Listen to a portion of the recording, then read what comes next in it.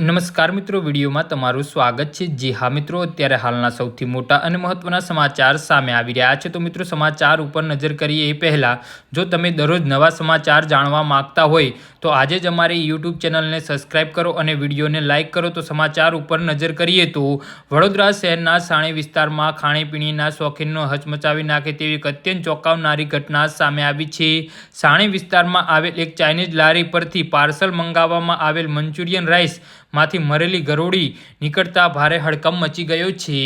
જી હા મિત્રો, તો ખોરાકની ગુણવત્તા અને સ્વાસ્થ્ય સામે મોટા સવાલો ઊભા કરતી ઘટનાનો વિડીયો હાલ સોશિયલ મીડિયા પર વાયરલ થઈ રહ્યો છે।